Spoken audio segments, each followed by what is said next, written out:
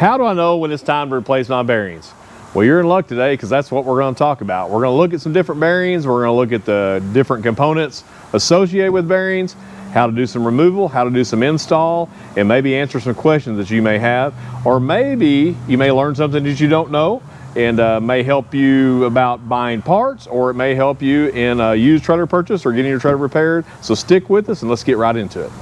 So I'm going to tell you what inspired this video for me. Many times when a customer comes in that's doing a DIY repair, we try to help them out as much as possible with the right parts and with any knowledge that we can share to them to help them do a proper install so they don't have any type of failure or any type of issue.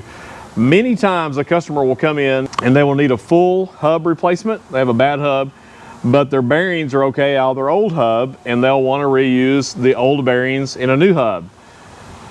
Lots of other times a customer will come in and they've lost the bearing. The bearing is gone and all that is left is the inner portion of the bearing that's stuck on the spindle, and they just don't know by looking, and it's nothing on them other than they just don't know. Then they'll try to slip the new hub over a portion of that bad bearing that's still stuck on the spindle, try to tighten it down. In a few applications, believe it or not, it will fit to a point you can get the nut on. Some applications you can even get the cotter key or the retainer on. The issue is when you start heating up, it's going to have a catastrophic failure. But you know, it's really not the DIYers that have me concerned. Many times, just like when I DIY something in the house, I have to YouTube it, or I'll go seek someone's advice that I know that does it for a living maybe. Not that I'm not going to tackle it myself, I just have to gain some knowledge. What really prompted this is some service techs from some other repair locations that are buying new drums and using old bearings, or the one that's probably my pet peeve. If you're replacing this, let me say this. If you are replacing this, you are replacing this.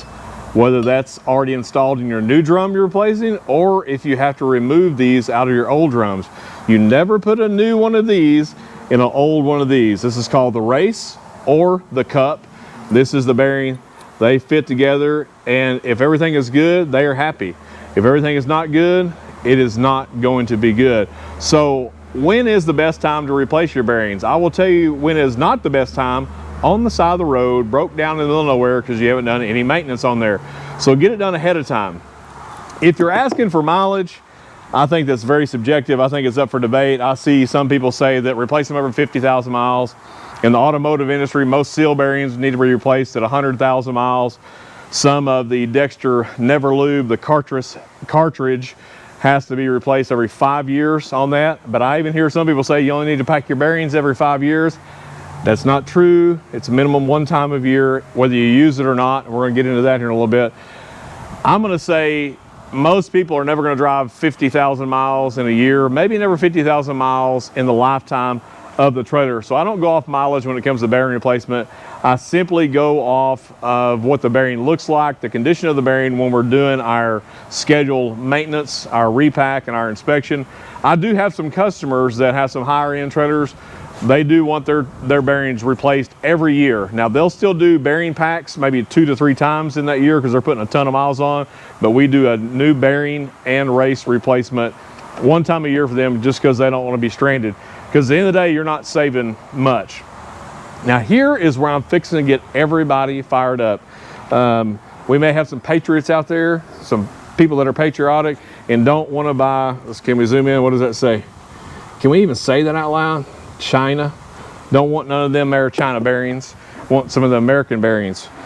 If you stick around the end of the video, I'm going to give you my opinion and my thought on China versus domestic or US made bearings. I don't want to tick you off right in the beginning. We'll wait till the end to tick you off, and hopefully you don't have a bad night over that, but stick around, we'll talk about that. If you're replacing the bearing, always replace the race. If you take it to a shop and they do not replace the race with the bearing, then don't go to that shop. Ask them to replace the race. I asked the question to one of the techs that was not going to replace the race. I said, why wouldn't you replace the race? The response was, well, it's extra work to get out of there. Sometimes they're hard to get out. Well, this is what I got to say. Holy crap. Like, you're really going to risk that for your liability insurance and the customer? We are not going to risk that. We are always going to change the race with the bearing, or if we have a new drum or hub assembly that already has brand new races in it, we are going to put a new bearing in that. You always replace these together. You never replace one or the other. We're gonna look at a few examples I've got over here on this piece of cardboard. Stuff to look for. If you see that bearing, it's got some discoloration on it. It's been on there a while. This doesn't necessarily mean anything. I can tell you this bearing has been smoking hot, but you really have to look here, and it's gonna be hard to tell, but on here, if it will show up in the camera, it has kind of a bronze, kind of a golden tint to it. Has a little bit of rust, a little bit of pitting, but this bearing has been super hot. This is gonna be a bearing replacement on that. If you look at this one here, it is cleaner. It probably looks pretty good in the camera, but it does have some wear in the center of the bearing, has some discoloration, some graying, some bluing in there from heat and just from some wear. If you look in this race, maybe that'll pick up. You can see it's really shiny on the edges, but it has some discoloration, some bluing in there. This has a lot of wear, and that would be a replacement for us. Many times we don't even wash the bearing. These are some I pulled out. So this treader came in this week. This treader is a 21 model, but it's a large fifth wheel treader. I think the GVWR on this treader was almost 17,000 pounds, and it's got two 7K axles, so you do the math on that. You do get to count that rear axle on your truck, but in the RV industry, many times they put an axle that's right on the edge. This is a light axle for that. It has not been packed properly. I will say the left hand, the driver's side on that, they had got the brakes so hot they had boiled most of the grease out. Many times we'll just wipe the bearing down and we can see some pitting and we can see some scarring on the bearing. So I'm not going to waste the customer's time and put that in the parts washer. We're just going to replace that bearing. On that treader, we had to replace all the bearings, but two of the drums were bad. They had gotten so hot, they had ruined the bearings and the brake assemblies on that. So you can't just tell by grease. I mean, that grease is nasty. The only thing that tells you is it is past its time for bearing pack. There's very little grease in there. Most of it has been liquefied, maybe even evaporated to a certain point. Another thing you can check is the wiggle of the bearing. If it's got a lot of slop in it, then replace it. This one really doesn't have a lot of slop. It just has wear on the rollers, and it had wear on the race. So I will tell you, the biggest reason people don't replace the races is because they don't know how to get them out of here, out of the hub or the hub and drum assembly, and they don't know how to put them back. Many times, if you bring us a drum, we will replace races for you for a fee. They have to be pressed in, but you don't have to have a shop press. You don't have to have really an expensive specialty tool. You do need to have a specialty tool to do it. And I'm going to show you a couple different options on that and whatever fits your budget on that. So we're going to knock a race out on here. This will be a pretty easy race to knock out. If we can look down there, we're going to knock the outer race out. You can see there's a lip on there, and we're going to use, this is actually a punch designed specifically for races. It's flat on one end. It kind of hugs the corner or hugs up against the edge of the hub, and it will drive the race out pretty nicely. So I'm gonna grab a hammer. We're gonna make your ears ring a little bit and see if we can knock this out. I'm gonna slide it over just a hair where we can get it in the camera. So you want to make sure you're on the race and not on the hub. So we're gonna get this one out, hopefully, and then I'm gonna show you a tough one to get out.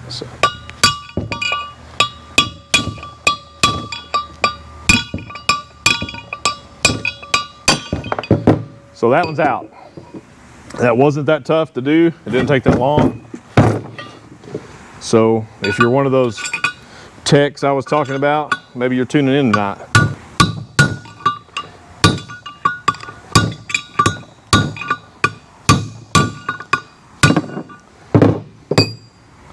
And that one's out. Really not that hard. Not building space shoulders here.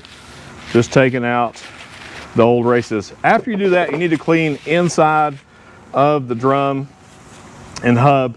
Use some brake clean, get that all cleaned out, and then do a reinstall. I'm going to show you how to do a reinstall on that real quick. So we're going to take our new race, and here's what's important. You need to make sure your race numbers match. This one does not match this. They look similar to the same, but when you get them up, like I said, there's tons of different sizes, tons of different setup. So we're gonna get the right race for this. We're gonna drive the race in. Then I'm gonna show you a race that's hard to get out. I'm gonna show you a method that's easy once you get it down, or you may have a shop that will do it for you. We will do this method for our walk-in customers as well. So let me grab a race and we'll drive that in. So now that we have the correct race, I'm gonna show you how to install it. Just a tip, when you go to drive this in, this drum or hub needs to be on something solid. This is a thin plywood top, but I do have a steel sawhorse directly underneath where I'm driving. You need to have dead contact. If it's bouncing, you're never gonna get it in correctly, or if you do, it's gonna take you forever. So I'm gonna show you 2 ways to install it. Some of these will have a recess before it goes in, just depending on size of hub. If you go to put this up here and it goes in all the way to the bottom super easy, then the hub is no good. It's not a race issue, it is a bad hub. You need to change the hub at that point. But you're gonna get it started with a hammer, try to make it even. And this is where this comes into play. But I'm gonna show you a tool that you can purchase. They're not expensive. They do make some expensive ones. I'm gonna tell you, we use the cheap ones. They work well for us. I do let our mechanics use them. But before our mechanic is allowed to use the tool that's easier, they must be proficient with the original install tool with a punch. They must need to know how the race goes in with this, what to look for, how it sounds, how it feels. Once they get great at this, then I'll give them the tool to make it a little faster, but they still finish off with this tool each and every time. And I did call them mechanics. We're not afraid to be a mechanic around here. If you're a mechanic, just be a mechanic. It's okay. So this is the handy dandy little tool. It's got several different sizes for your race or your cup. It's got a driving tool. You can tell that we do work that thing over. It is made out of aluminum, so it doesn't gall the race. And you just have to find the right size. So for this one, it's this size here. So I'm gonna go in most of the way with this. So really, you put that on there, put your piece in, and just go drive it. And you go all the way till it quits. It is not all the way down, and I'm gonna show you how to finish it up, but look at that. That's really not that hard. If you are a mechanic, or maybe you call yourself a tech, whichever one you are, get you one of these if it's too cumbersome to put races in, but don't do that to your customers. If you're a DIYer, more power to you. I like DIYers. I'm a DIYer on most all of my stuff. But just do it correctly. Don't cheat. For a $4 or $5 race, don't take the chance. So once our guys drive it all the way down with this, they're gonna come back and finish out with the race punch. I'm gonna go ahead and finish it out with this just so you see it. And when using a punch, you just wanna walk it around.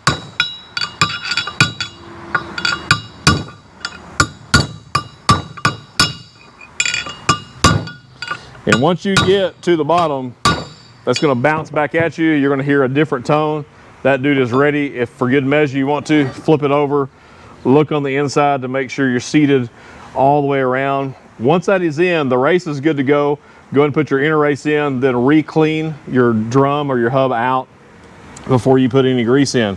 So I'm gonna set this one aside. I'm gonna show you a little more stubborn race. You see it a lot on 6 lugs. I was hoping I had one around. I'll probably do in the big dumpster, but I wasn't getting out there and digging into that because the dumpster cats would have got after me today. And them things are dangerous. I have scars. I'm telling you the truth, believe me. So I'm gonna put this down. I've got a little 3,500 pound axle. If you look in there, there is enough lip if you have a good punch to catch the race and to get it out, but it's gonna be a little tougher. You have to make sure you have a good square punch. You may have to put it on the grinder to square it up to get it out. But there are some that it is flush. The cavity of the casting is completely flush. There's no way to get a punch on there. So when it comes to that, that's where a lot of people and some techs will just throw a new bearing in there. So the way we're going to remove this race that's stubborn, we are going to weld it out. Some of you may already know this technique, or maybe you've seen it. So to do this, you're gonna have to have a welder. That welder can be wire, that welder can be flux core wire, or it can be stick, just depending how good you are with your welder. The smaller the race, the tougher it is to get in there to do it. If you're not capable of doing it, most, I would say, let me take that back. A qualified shop will be more than capable of welding a race out, something we have to do on a regular basis. So I'm gonna use a MIG welder to do this today. The one thing I wanna tell you to do, if you do it yourself though, Clean the paint off of the face of the hub or off the rear. Do not grind it, just clean it. You don't want to take any of the material away. If it's a good flat spot back here, do it here. Do not ground through the stud. You could have some arcing that's going to screw up the threads on the stud. Do not ground on the inside here, just simply ground to there. And the way it will happen, you're going to take the welder and you're going to weld a bead. You're going to try to hit for the center of the race all the way around. That's going to do two things. It's going to actually shrink that race to make it loose, so it's going to come out easily. The main purpose of it is to give you a lip that you can use your punch on to grab. You're going to grab that weld on there and to be able to knock it out. So two things, it's going to shrink the race and give you a surface to grab to. So we're going to get set up and they will show the welding shot. All right, we're going to go ahead and weld a bead.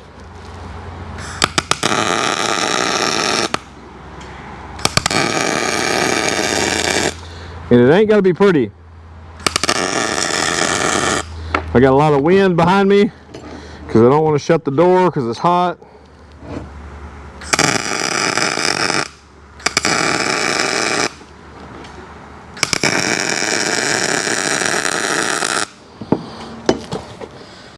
But the only thing that's real critical here is to keep the weld just on the race. Once you have that, you'll have a couple places of lip there to grab. So we're gonna flip it over. Gonna catch that. Let's see if we can knock it out. Sometimes it will almost fall out, like I said, because it does shrink it.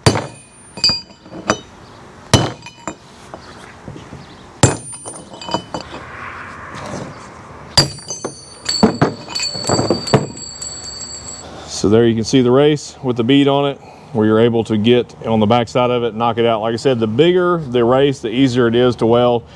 One thing to note, if you're going to do the welding method, you got to get all the grease cleaned out of there. It is going to catch on fire. Do not use brake clean to pre-clean in there. Brake clean and welding does not go together. So if you're going to have to use this method, use a water-based cleaner to get that out. Make sure it's dry really well. Do not use brake clean to pre-clean that if you're going to do the welding method. So now that you got races out, races in, let's ask the million-dollar question. What is better, China-made bearings or USA-made bearings? And we're talking trailers here. I will tell you from my experience, I've been turning wrenches a long time. On my automobiles, I use BCA bearings. If I can't get a BCA, I'll use a Timken, but I prefer BCA. Reason being is I don't get into those bearings on a regular basis. I change my front seal bearings when they're supposed to be changed, anywhere from 80 to 100,000 miles on your fronts. And the axle bearings, I do them at the intervals required, but I do use BCA or Timken on that. Sometimes if you buy a Timken, it will have a different brand in there, and vice versa. You have to look. Same thing on seals. On trailer bearings, I use China made. I use it on our personal stuff, on our shop trailers, my personal stuff, and to customers. We do offer BCA and Timken. Here's the reason I use the China bearings. They are way cheaper as far as cost, and I've yet to replace a bearing due to bearing failure. I've only ever replaced a bearing due to maintenance failure, lack of bearing pack, overheating, overloading, this and that. We will give the customer the option if you want to go to American made or a China made. The price difference for a setup on a 7K, you're going to see retail, I would say in the $30 range. That's bearing, race, and seal, inner and outer, for a China made. BCA, I'm going to guess those are going to be between $80 and $95. So that's the difference. If you've got the budget to do it, put what you want in there, just like we offer our customers, but we are going to offer both. I will tell you, when most people come in and ask for the USA made, when we give them the price, they quickly go back to the China made.